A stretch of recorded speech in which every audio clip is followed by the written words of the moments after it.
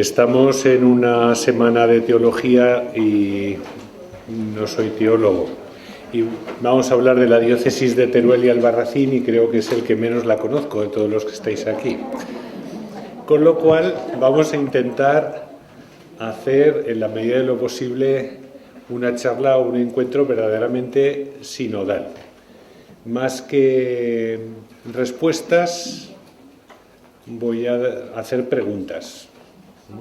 Preguntas que nos tendremos que ir respondiendo, no solamente hoy, ciertamente. Como ya se ha explicado en varias ocasiones, este sínodo de los obispos, que ahora está en su fase diocesana, nos está viniendo muy bien a la iglesia particular de Teruel y Albarracín, porque cuando terminemos el trabajo que enviaremos a Roma, iniciaremos nuestro propio proceso sinodal para ir marcando los objetivos y las acciones que nos iremos tomando como nuestras en los próximos años. Entonces, lo que he procurado preparar para esta tarde es una serie de convicciones, casi todas ellas tomadas de Francisco, alguna de la Comisión Teológica Internacional, que tiene un documento que estos días hemos oído hablar de él, la sinodalidad en la vida y en la misión de la Iglesia, y algunos más que he conseguido por ahí.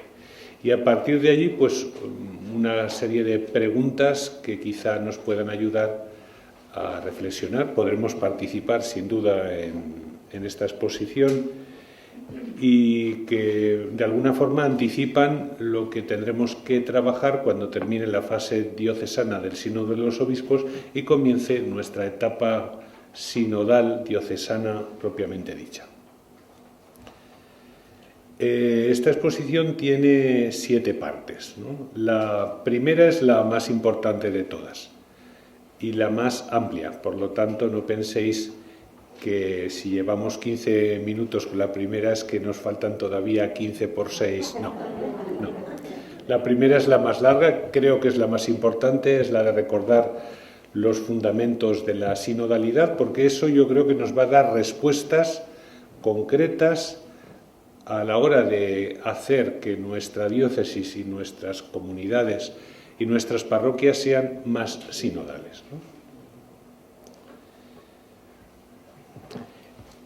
He escogido para comenzar 3 textos del Papa Francisco en los que él habla de qué es la sinodalidad y hasta qué punto es importante en la vida de la Iglesia, por tanto, en la vida de la diócesis de Teruel y Albarracín, por tanto, en cada una de nuestras comunidades y parroquias.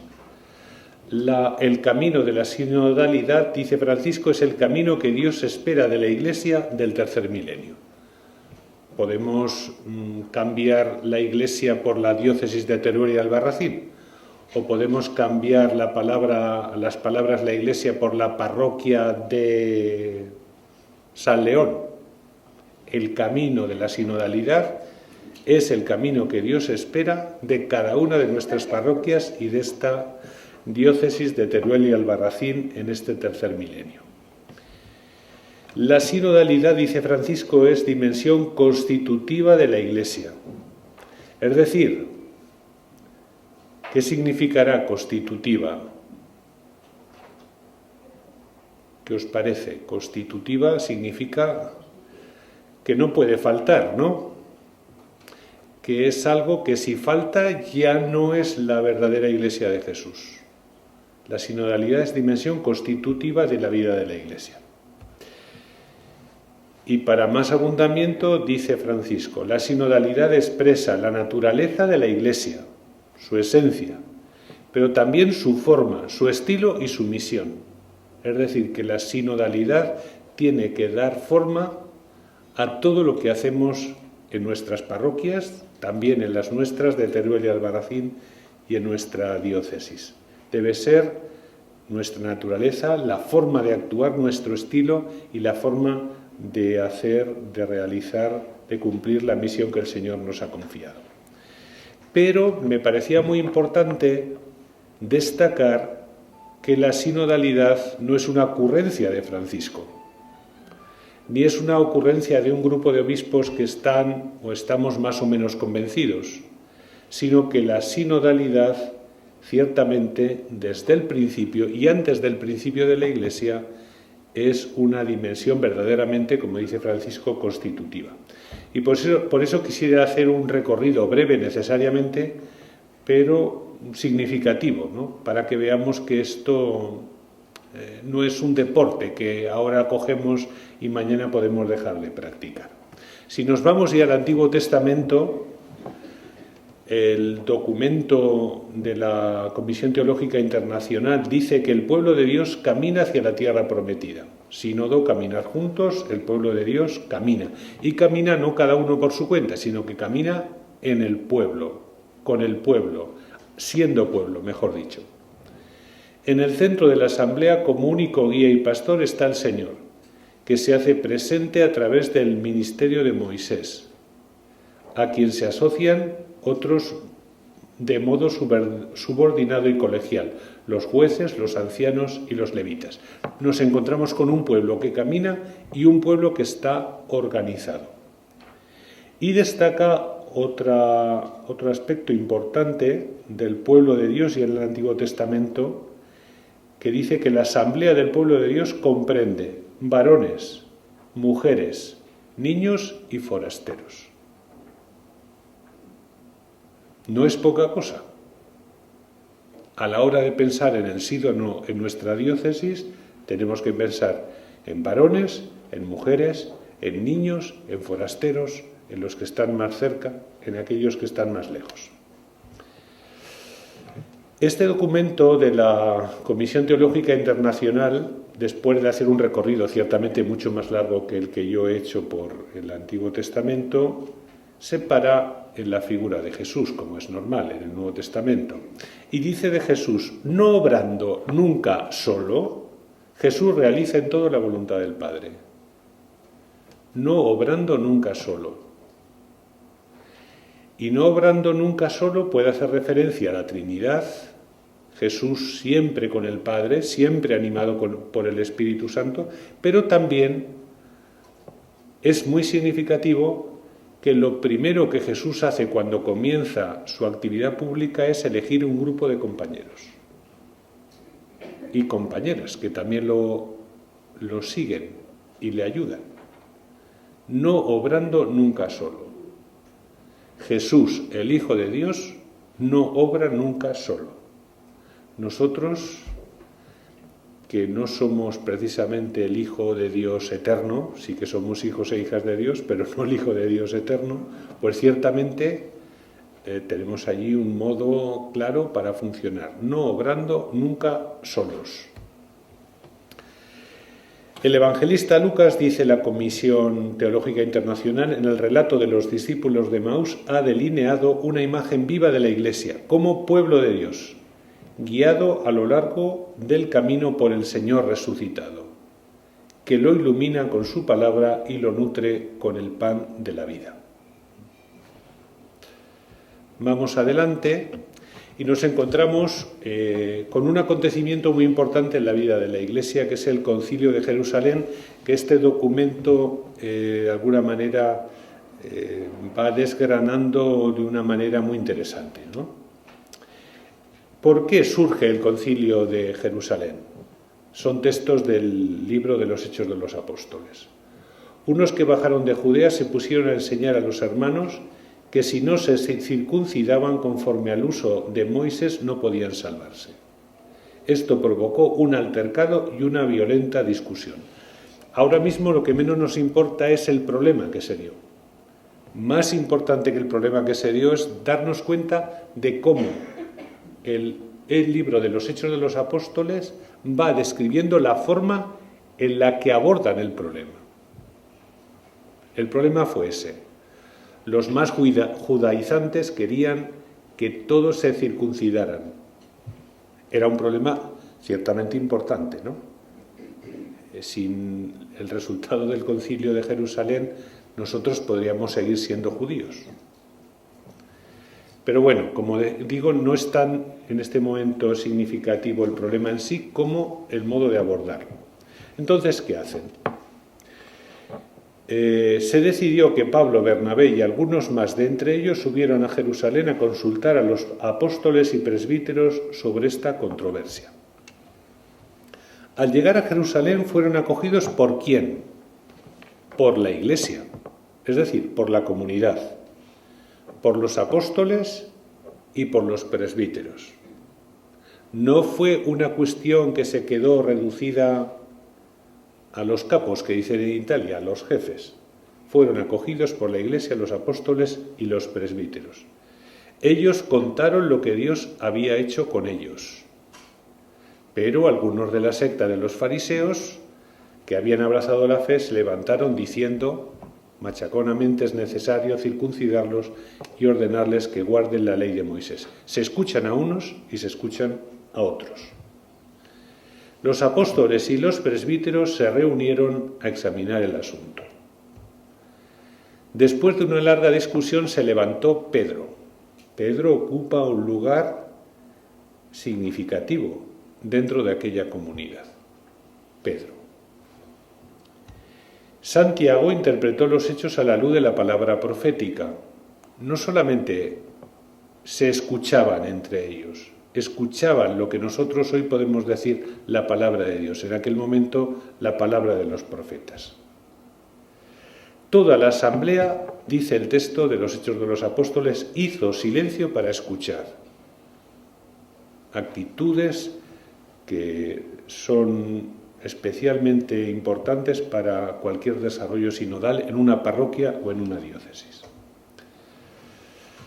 Y después de toda la discusión, después del silencio para escuchar, después de rezar, entonces los apóstoles y los presbíteros, con toda la Iglesia, otra vez, con toda la comunidad, acordaron elegir a algunos de ellos para mandarlos a Antioquía.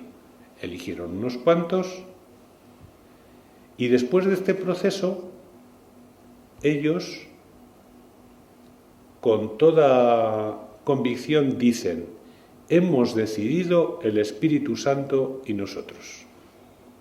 El protagonista, lo hemos escuchado muchas veces, pero lo tenemos que seguir recordando, de toda acción sinodal, de una iglesia sinodal, es el Espíritu. No se trata de que nosotros nos pongamos de acuerdo, se trata de que en el silencio de la oración y en el intercambio de pareceres escuchemos lo que el Espíritu Santo nos dice. Y cuando eso lo realizamos, ciertamente se produce una gran alegría. Hemos decidido el Espíritu Santo y nosotros y dan la solución a ese problema, que, como digo, ahora mismo no nos interesa tanto la solución como la forma de abordarlos. El mismo documento de la Comisión Teológica Internacional dice, como conclusiones: en el proceso todos son actores. Todos, aunque su papel y su contribución son diversificados.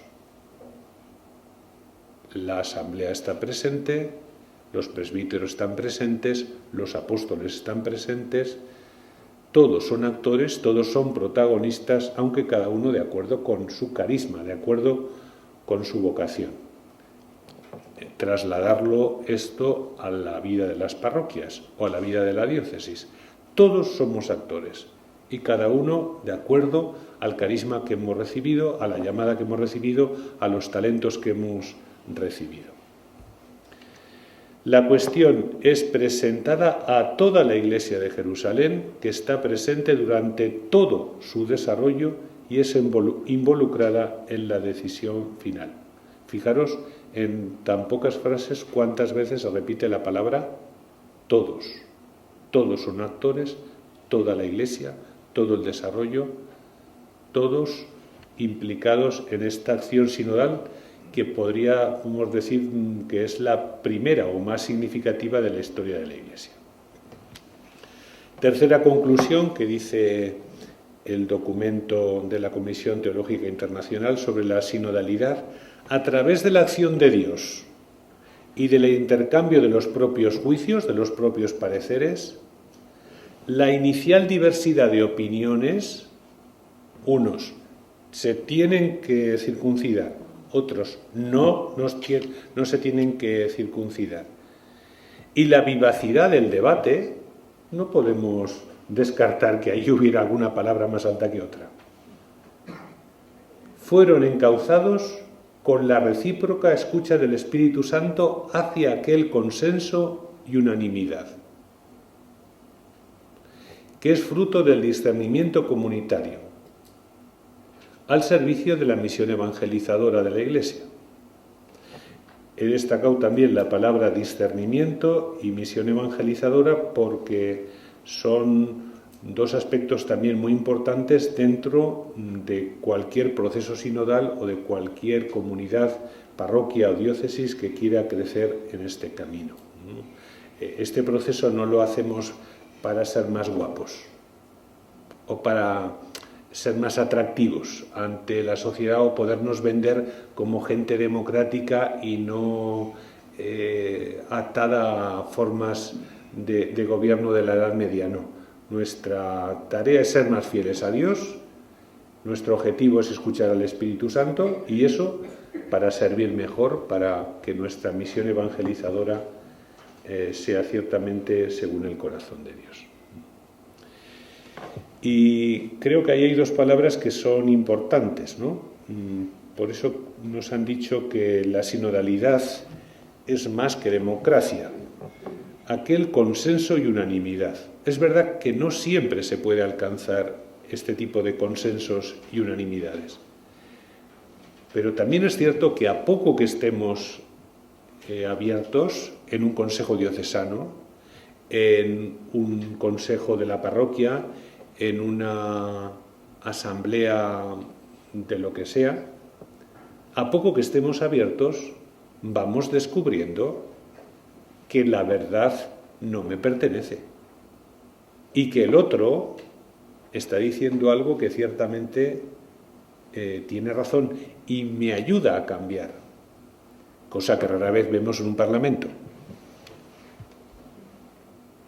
Cada uno lleva la suya preparada. Y no critico con esto la democracia, ¿eh? Más vale una democracia que cualquier dictadura.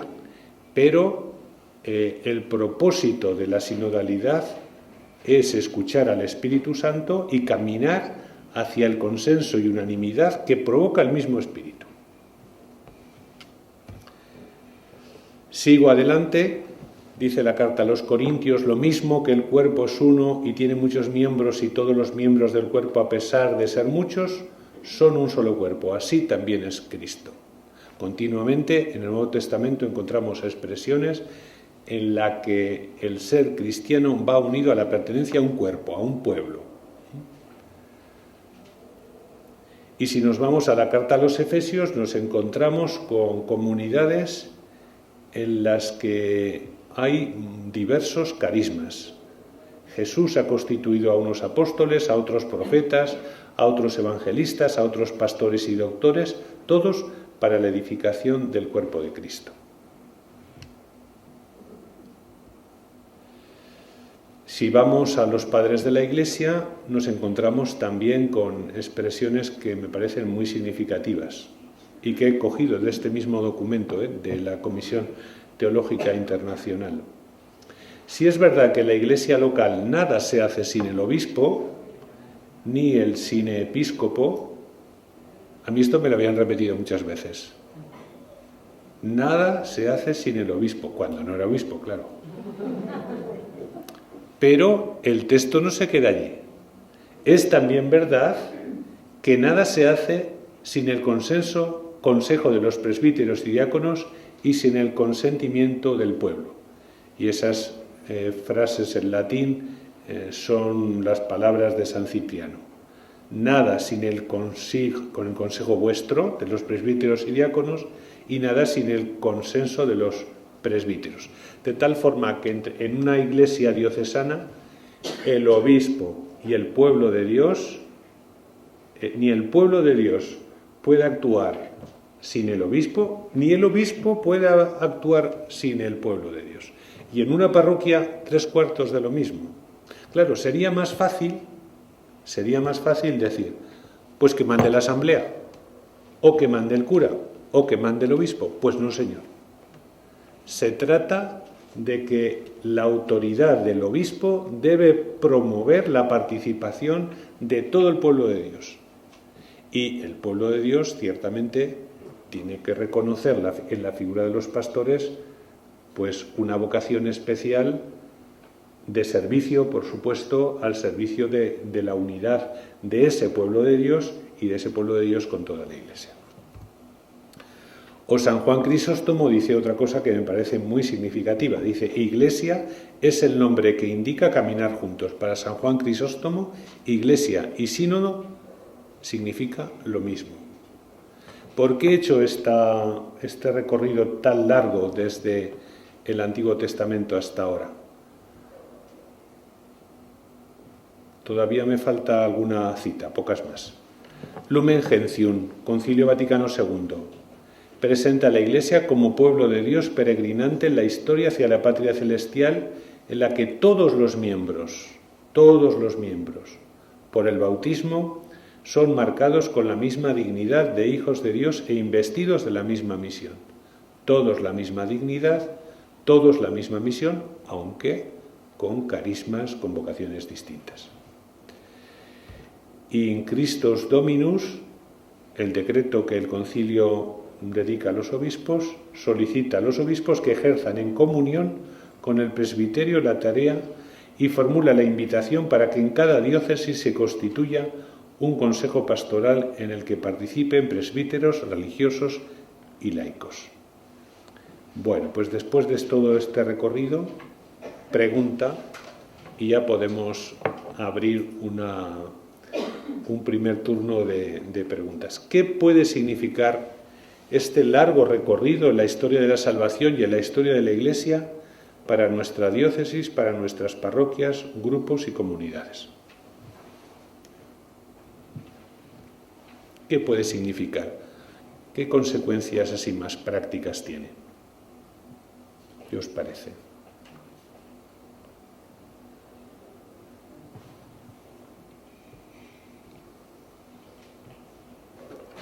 ¿No parece nada?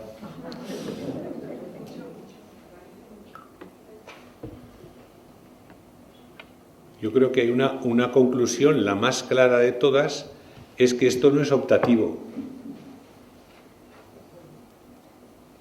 No es que en cada diócesis o en cada parroquia o en cada comunidad digamos, a mí me gusta esto, mira, sí, parece que es moderno, esto puede servirnos. No. Esto no es una idea de Francisco solamente. Es verdad que él lo está poniendo en valor, pero esto es algo que aparece en el Antiguo Testamento, que se realiza en el Nuevo Testamento y que a lo largo de la historia de la Iglesia, con mayor o menor intensidad, se ha ido realizando hasta que llega el Concilio Vaticano II, que ciertamente es un momento importante. Y como nos decían el otro día, Francisco lo retoma para que esto pueda significar ciertamente una renovación de nuestras comunidades. Bueno, pues entonces yo creo que esa es la principal conclusión, ¿no? Que esto no es optativo, que tendremos que ver cómo lo hacemos en cada sitio. Y si os dijera yo ahora cómo lo tenemos que hacer, qué poco sinodal sería. ¿No os parece? Tendremos que ir viendo cómo lo hacemos, cómo lo seguimos haciendo, mejor dicho, porque esto no es nuevo. El domingo empezamos con el nuevo Consejo Diocesano de Pastoral, pero estamos en el año 2022 y el primer Consejo Diocesano de Pastoral, si Vicente no me dice lo contrario, fue en el año 1991. Es decir, y antes de eso había otras estructuras, pero lo importante es que en cada momento sepamos actualizar esta forma de ser Iglesia. ¿Alguna respuesta a esta pregunta que puede significar este largo recorrido en la historia de la salvación para nuestra diócesis? ¿Alguna idea? A mí me parece que tenemos una historia como diócesis, como Iglesia local de Teruel, que tenemos que valorar y tomar en cuenta, ¿no? Por lo que acabas de decir de que esto no empezamos ahora, ¿no? Entonces, valorar nuestra propia historia de salvación que Dios ha ido haciendo con esta iglesia local de Teruel y Albarracín, ¿no? Y recoger los aprendizajes que se han ido haciendo a lo largo de la historia. De hecho, el domingo, cuando comenzó el nuevo Consejo Diocesano de Pastoral y vi la actitud de las personas, algunas de ellas estáis aquí, mi sensación era de decir, hasta llegar a este momento, mira que se ha trabajado aquí, ¿eh? Esto no surge con esta facilidad y con esta disposición de una forma espontánea, no. Detrás de lo que allí vivimos, de lo que allí viví, hay muchas horas de trabajo, muchas personas que han trabajado mucho para ir caminando en este sentido. Bueno, vamos a ir concretando más algunas de las cosas que hemos visto en conjunto en este primer punto. Segundo, uno de los aspectos importantes que ha ido apareciendo en este macro primer punto es la escucha del Espíritu Santo. Y allí encontramos muchos textos significativos, ¿no? Francisco dice, pueblo fiel, colegio episcopal, obispo de Roma, uno en escucha de los otros y todos en escucha del Espíritu Santo, el Espíritu de la verdad para conocer lo que Él dice a las iglesias. Otros textos significativos, la sinodalidad es un camino eclesial que tiene un alma que es el Espíritu Santo. Otro texto más, el sínodo es un camino que se realiza en la adoración, en la oración, en el contacto con la palabra de Dios. Y yo creo que esta es la parte que a veces menos tomamos en serio.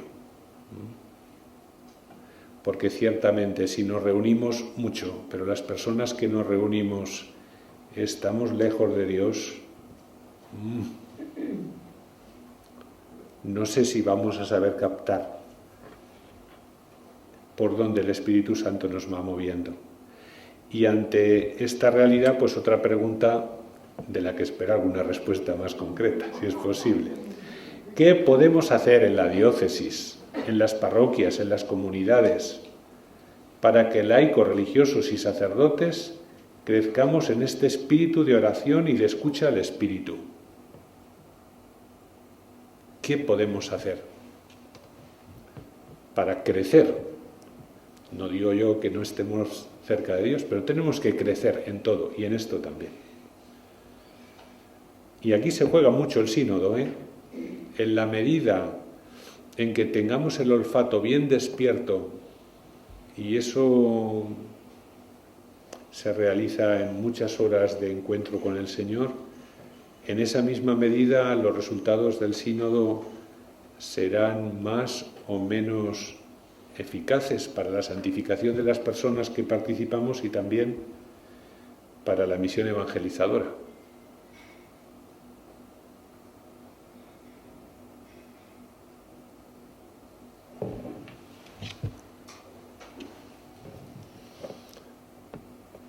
¿Qué podemos hacer?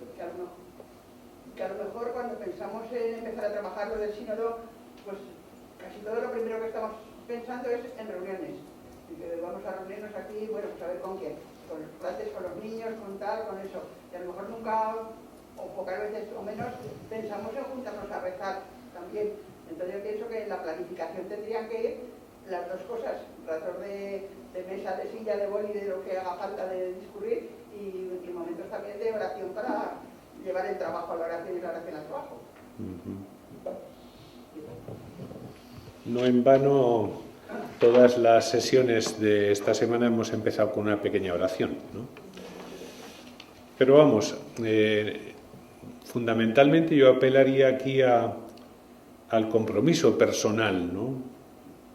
Quizá en las cartas de cada semana insista mucho en este tema, pero estoy tan convencido de que la relación con Dios es la que nos hace fecundos y la que nos renueva de verdad, que si no cuidamos esa dimensión espiritual, en el mejor sentido de la palabra, los resultados del sínodo serán escasos, ¿no?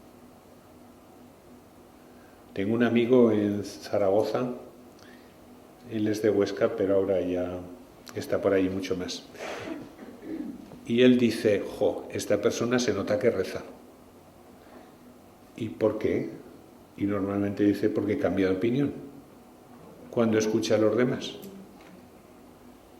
Bueno, pues es un signo, ¿no? Cuando rezas, cuando no estás en el barullo de un encuentro, en el fragor de una conversación, te paras, lees la palabra de Dios y eso te transforma, ¿no? ¿Nos parece? Yo creo que sí. Tenemos que pensar en las parroquias, las comunidades y en la diócesis, ofrecer buenos instrumentos para crecer en espiritualidad, buenos instrumentos, y para crecer en espiritualidad cristiana, ¿no? Para rezar al Dios de Jesús bien cerca de las personas más necesitadas. Bueno, ahí queda la pregunta, ya tendremos tiempo para ir dando respuestas más concretas. Tercer punto, escucha de los hermanos. Una iglesia sinodal es una iglesia que escucha con la conciencia de que escuchar es más que oír. Ya nos dijeron mucho sobre este tema, ¿no? Sobre todo en la primera charla. Es una escucha recíproca en la cual cada uno tiene algo que aprender. Y a veces en los sitios pequeños como Huesca o como Teruel somos muy puñeteros en esta cosa. Cuando alguien levanta la mano ya decimos, ya sé lo que va a decir. Escuchar de verdad, ¿no? El camino sinodal comienza escuchando al pueblo que participa también de la función profética de Cristo. Hay un militante de Acción Católica en Huesca que es un provocador nato y cuando se presenta a hacer una charla, él dice, bueno, soy fulano, tengo 3 hijos, estoy casado desde hace 20 años, soy sacerdote, profeta y rey. Bueno, es una provocación, pero es una provocación que de alguna manera nos está recordando algo que es cierto. Todos por el bautismo somos consagrados, todos por el bautismo somos profetas, todos. Y todos estamos llamados a servir, todos. Y este es un aspecto de la teología que el Papa Francisco ha recordado desde su fundamento. Dios dota a la totalidad de los fieles un instinto de la fe, el sensus fidei, que dicen los teólogos, que los ayuda a todos los fieles a discernir lo que viene realmente de Dios. A todos. Me decía un rector del seminario que los mejores informes que recibía de los seminaristas eran los de la cocinera. Tenía olfato.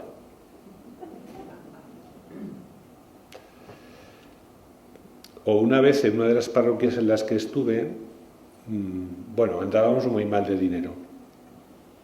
Y nos estábamos planteando si hacer una colecta o no para un asunto de solidaridad internacional. Y yo veía que lo teníamos que hacer, pero íbamos tan mal de dinero. Y una abuelica dice, Mosén, ¿y la viuda del Evangelio? Vale, de acuerdo, venga, para adelante. El sensus fidei, ¿no? Ese olfato de las personas sencillas que saben descubrir lo que de verdad es verdadero, lo que de verdad es humano, lo que de verdad viene de Dios. La presencia del Espíritu otorga a los cristianos una cierta connaturalidad con las realidades divinas y una sabiduría que les permite captarlas intuitivamente. Y por eso el Papa Francisco recuerda que no solamente el Romano Pontífice es infalible en algunas materias, también el pueblo de Dios es infalible en lo que cree.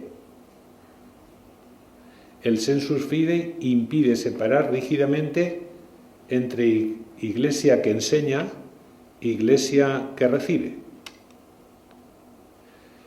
ya que también la Grey tiene su olfato para encontrar nuevos caminos que el Señor abre a la iglesia. Por eso el Papa Francisco dice tantas veces a los obispos y a los sacerdotes que un buen pastor tiene que estar a veces delante para marcar el camino, a veces en medio, para saber lo que está ocurriendo en medio del pueblo, y a veces detrás, siguiendo, porque las ovejas también saben dónde están los buenos pastos. Y en ese sentido no podemos hacer una división clara entre los sacerdotes enseñan y los demás aprenden. Todos enseñamos, todos aprendemos, cada uno desde luego de acuerdo a su experiencia, a su formación, a su experiencia de oración.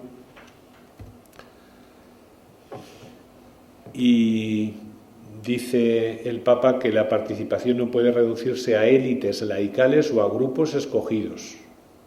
También el pueblo sencillo y pobre.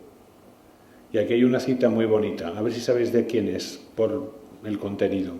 No son los intelectuales los que dan la medida a los sencillos, sino los sencillos los que mueven a los intelectuales. No son las explicaciones eruditas las que dan la medida a la profesión de fe bautismal, al contrario, en su ingenua literalidad, la profesión de fe bautismal es la medida de toda la teología. ¿Quién puede decir esto así tan popular? Benedicto XVI.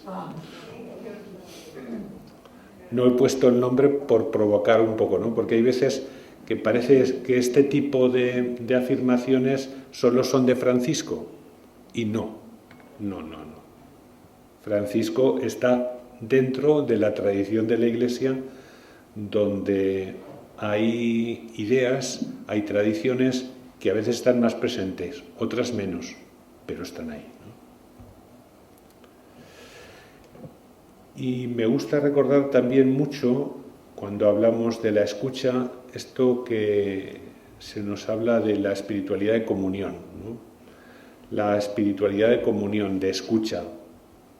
Es una mirada del corazón sobre todo hacia el misterio de la Trinidad que habita en nosotros y cuya luz ha de ser reconocida también en el rostro de los hermanos, reconocer la presencia de Dios en el rostro de los hermanos. Espiritualidad de comunión significa además capacidad de sentir al hermano de fe en la unidad profunda del cuerpo místico y por tanto como uno que me pertenece. Si yo soy de la parroquia de Mas de las Matas, lo que ocurre en la parroquia de Albarracín me importa.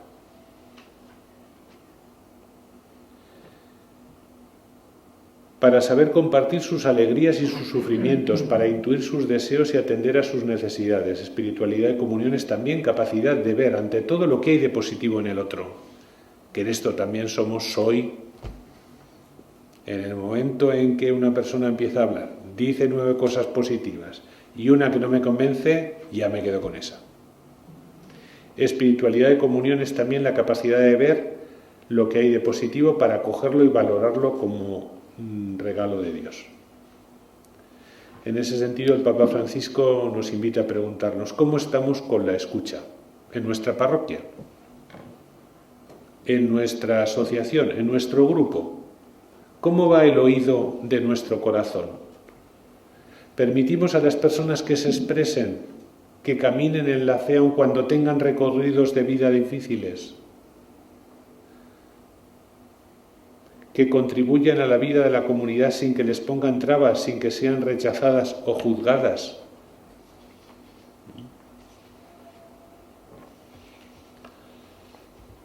¿Qué podemos hacer en la diócesis, en las parroquias, en las comunidades, para romper prejuicios y para favorecer la escucha del otro y crecer en esta espiritualidad de comunión? ¿Qué pensáis que podemos hacer? ¿Alguna idea?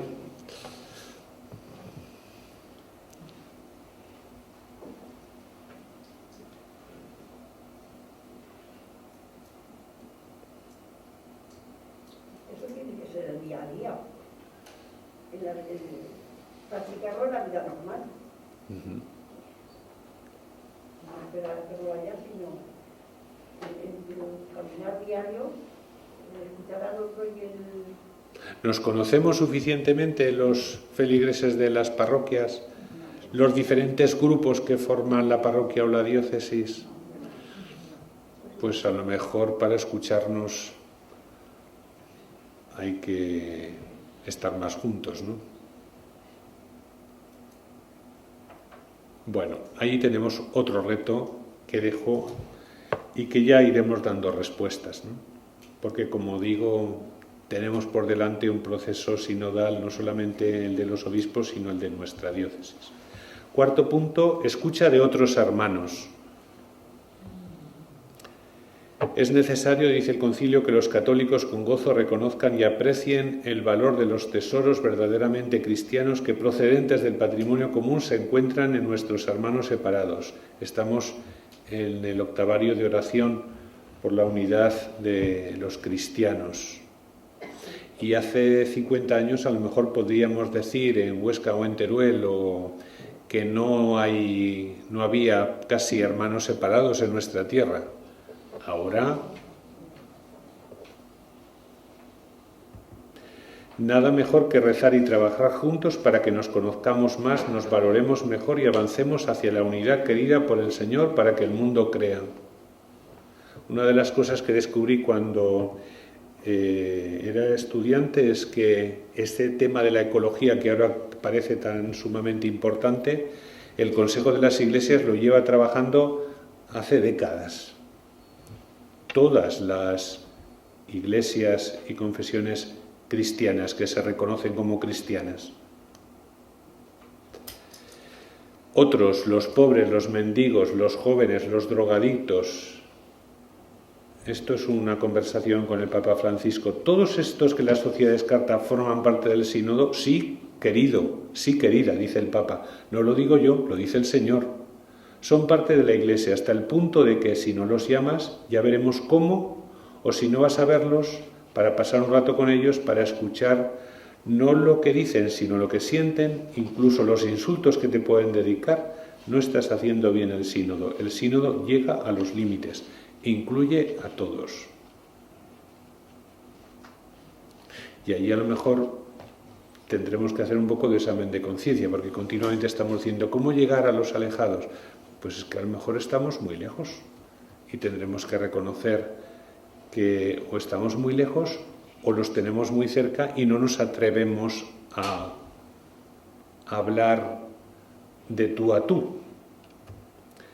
Hay otros, muchos como los discípulos de Maús, aquellos que parecen vivir ya sin Dios. Necesitamos una iglesia capaz de encontrarlos en su camino. Una iglesia capaz de entrar en su conversación. Necesitamos una iglesia que sepa dialogar con aquellos discípulos que, huyendo de Jerusalén, vagan sin una meta, solos, con su propio desencanto, con la decepción de un cristianismo considerado ya estéril, infecundo, impotente para generar sentido. Bueno, y aquí podríamos poner otros, muchos más otros. ¿Cómo vamos de tiempo, Vicente? Bien. Vale. Bien. 10 minutos. Vale, muy bien. ¿Qué podemos hacer en las diócesis, en las parroquias, en las comunidades para encontrarnos con quienes habitualmente no vienen a nuestras iglesias y a nuestras actividades? Como veis, son preguntas que nos las tendríamos que plantear, hubiera sínodo o no.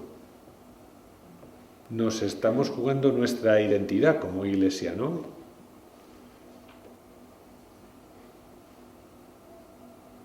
Pues esto es una cosa que nos preocupa. Pero ¿cuántas veces nos planteamos? ¿Pero cómo hacemos para llegar a los alejados? ¿Cómo hacemos?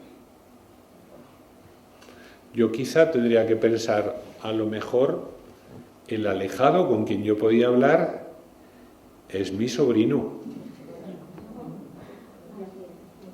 o el compañero de trabajo.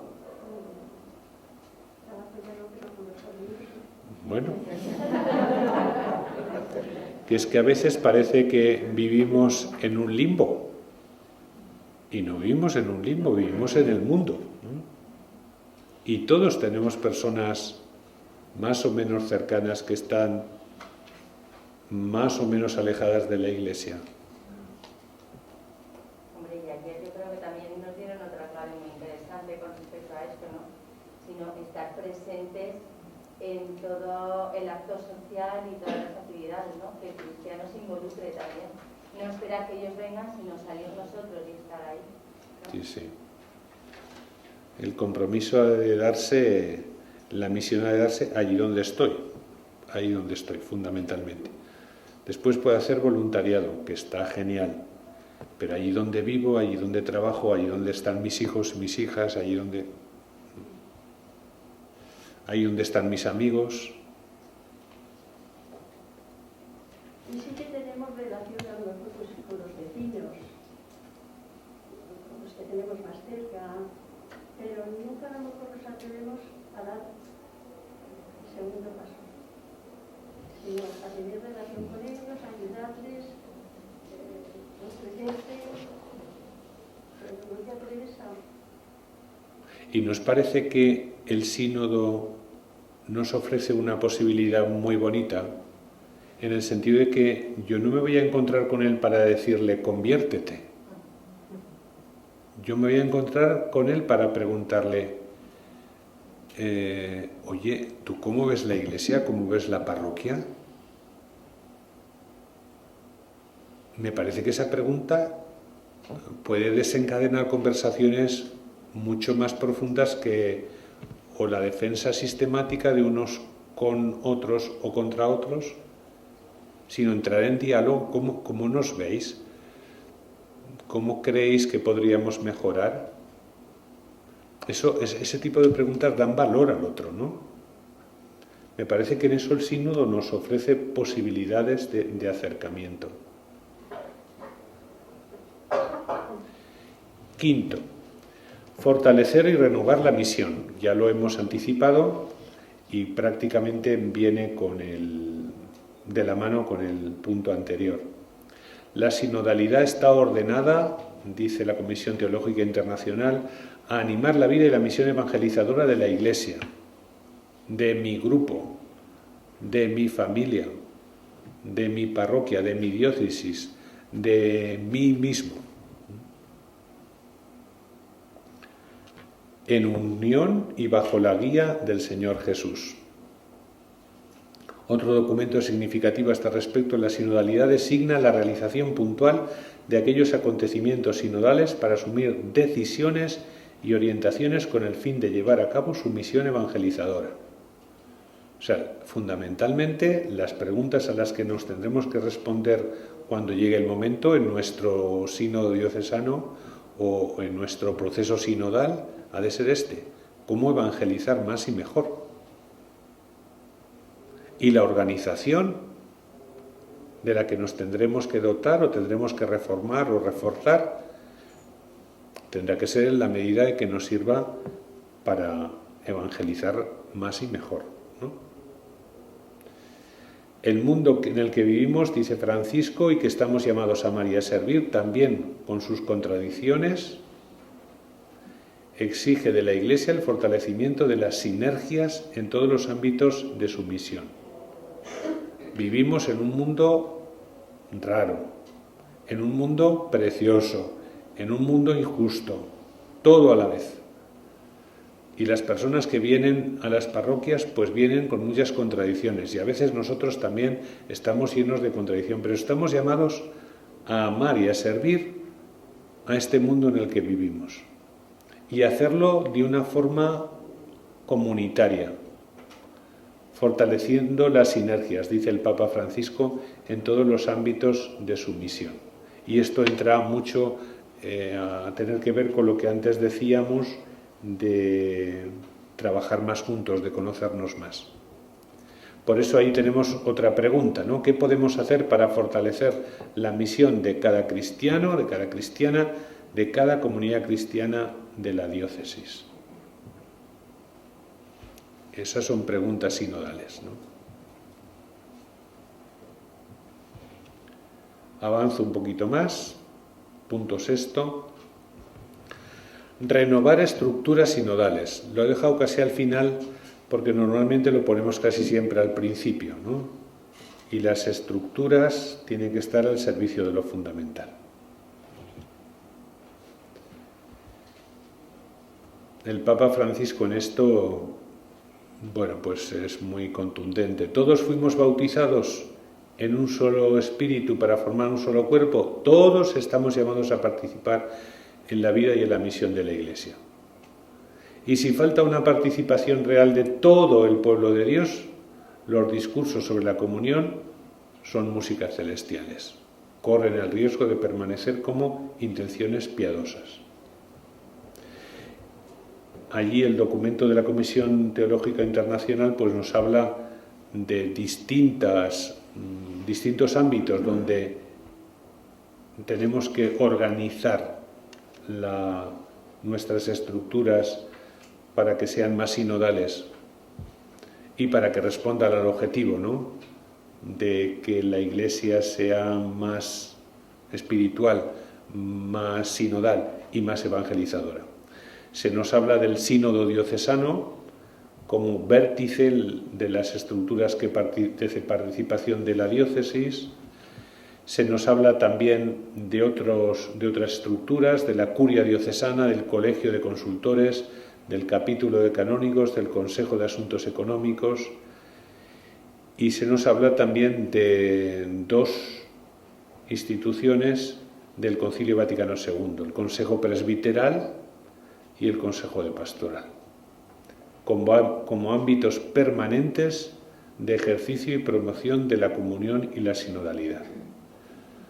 Que no nos podemos conformar con tenerlos. Tenerlos es importante, pero hay que darles vida para que de verdad las personas que participan puedan decir cada vez que se van a su casa: ¿ha valido la pena?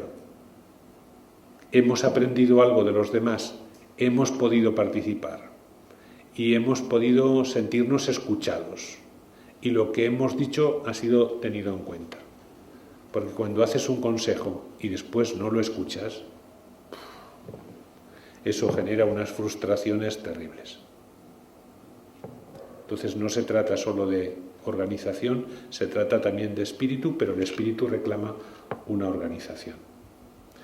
En las parroquias, dice este documento, los órganos permanentes, el Consejo Pastoral Parroquial y el Consejo para los Asuntos Económicos.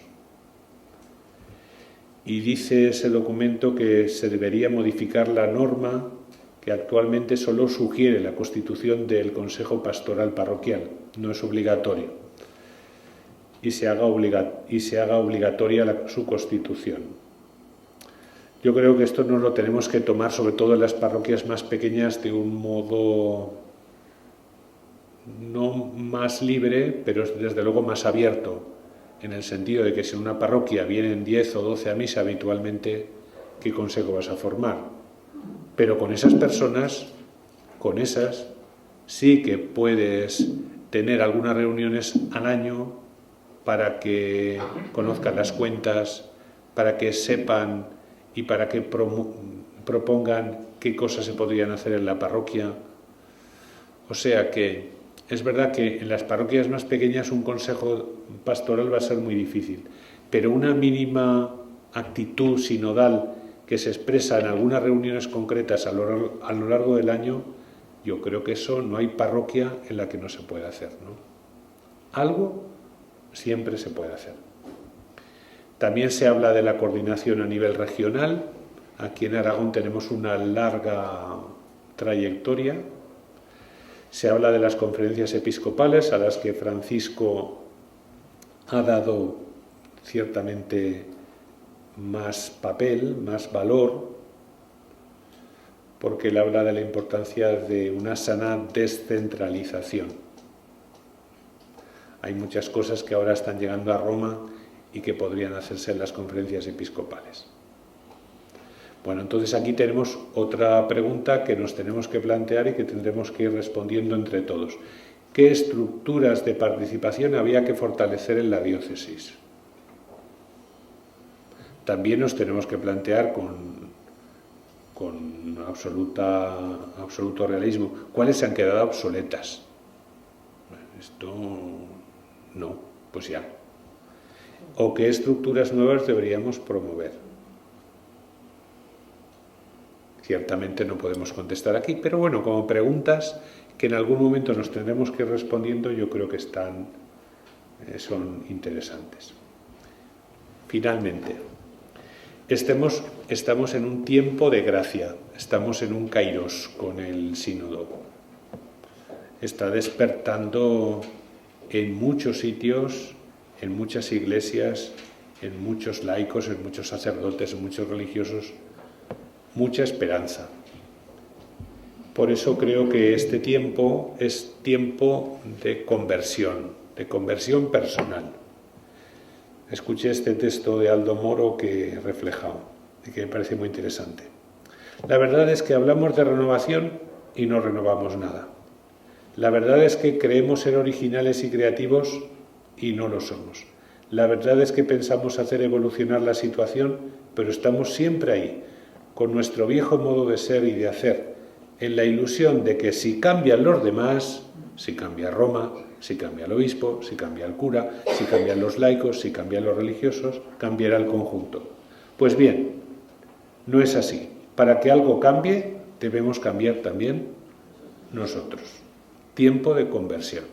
Nos tenemos que plantear personalmente este sínodo, este proceso sinodal, en qué me pide que yo cambie.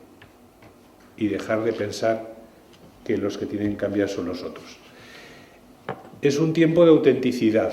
Estamos llamados a enamorarnos de nuevo del Señor. Me sedujiste, Señor, y me dejé seducir, a volver al amor primero. Estamos convocados a comunicar la vida nueva que Jesús nos ha regalado, cada uno desde su vocación, desde sus talentos, y en este mundo nuestro, que es como es, tan bello, tan injusto. Y finalmente estamos llamados a caminar en comunión, en iglesia, sinodalmente. Es un tiempo de confianza. El Espíritu nos pide que nos pongamos a la escucha de las preguntas, de los afanes, de las esperanzas de la iglesia, de cada pueblo y nación, y también a la escucha del mundo. Es el Espíritu, por tanto, no tenemos que tener miedo. Cuando nos encontramos con el Papa, los obispos en visita ad limina, una de las cosas que más nos transmitió fue esto: confianza en el proceso sinodal. Y él nos dijo: podrá haber exageraciones, se podrán dar errores, nos podremos confundir, pero el Espíritu nos irá reencauzando. Y yo creo que en esto tenemos que demostrar también nuestro ser creyentes. Una persona creyente está dispuesto al cambio personal y al cambio de su comunidad, de su parroquia o de su diócesis. Podemos confiar en el Señor totalmente y ponernos en sus manos misericordiosas, asumiendo el riesgo de perder nuestras seguridades. Claro, en terreno conocido estamos muy seguros, pero a veces ese terreno seguro no es el mejor. Y podemos confiar en el Señor y no tanto en nuestras seguridades, precisamente porque estamos seguros de su amor. Y finalmente es un tiempo de esperanza. Mirad que realizo algo nuevo, ya está brotando, ¿no lo notáis? Ojalá sepamos percibir este viento de cambio, de renovación, de fidelidad creativa que el Papa Francisco y toda la Iglesia está llevando adelante. Si alguno está en Cristo, es una criatura nueva, lo viejo ha pasado, ha comenzado lo nuevo. Estamos llamados a vivir esta conversión personal, social y eclesial. No podemos bloquear la acción del Espíritu. Seamos cauce, todos podemos serlo, seamos instrumento en este tiempo de renovación profunda y, por tanto, de esperanza. Perdón por haber dado más preguntas que respuestas, pero espero que poco a poco, sinodalmente, las vayamos respondiendo entre todas y todos. Muy bien. Muchas gracias.